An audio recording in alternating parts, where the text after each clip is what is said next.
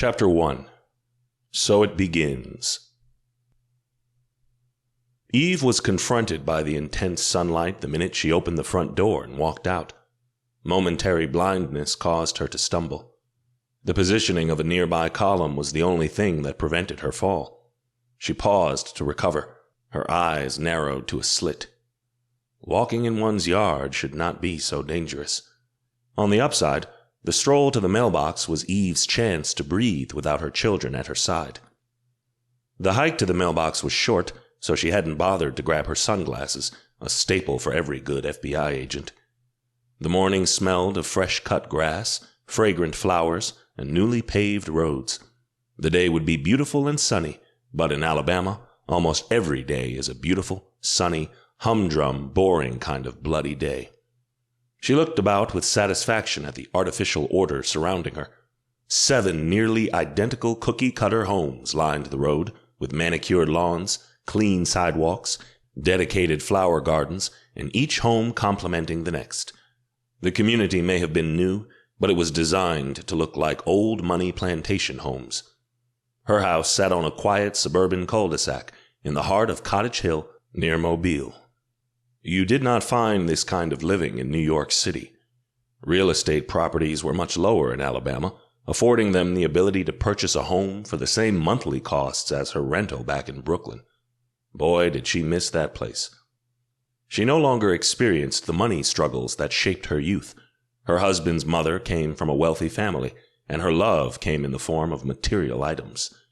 It brought her mother-in-law pleasure to shower them with gifts of money, vehicles, anything they wanted or needed. Yet, even with the beauty and order all around, Eve could not recall a time in her life feeling so completely underwhelmed.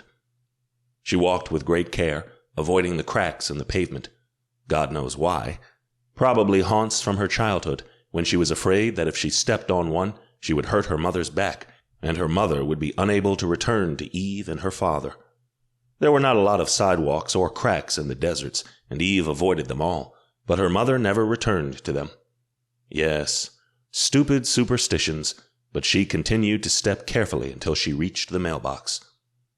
It's strange that something as simple as a trip to the mailbox was such an important part of her day.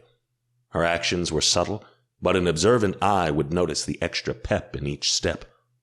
Eve was positively eager as she readied herself to open the black box, a door to the unknown.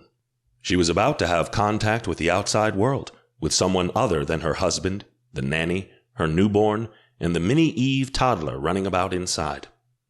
As expected, there was a stack of mail, different colors, sizes, and weights. A quick flip-through indicated that at least half of them were junk, the others likely bills. All of it required a more thorough investigation. Eve was in the last month of her 3-month maternity leave, and she was stir-crazy. Going through the mail piece by piece gave her something to do that didn't involve diapers or baby sharks. She made it back to the 2-story colonial and slipped off her shoes just in time to hear her 2-year-old daughter tiptoeing down the open-tread staircase. Harper was supported only by the spindles because, at under 3 foot tall, she was too short to reach the handrail. Nevertheless, she had mastered going up the stairs this way much sooner than going down them. Harper was sporting her favorite Superman pajamas and jumped off the bottom step, pretending to fly. Eve could not help but smile. She remembered those days when she too had a vivid imagination and believed being a superhero was possible.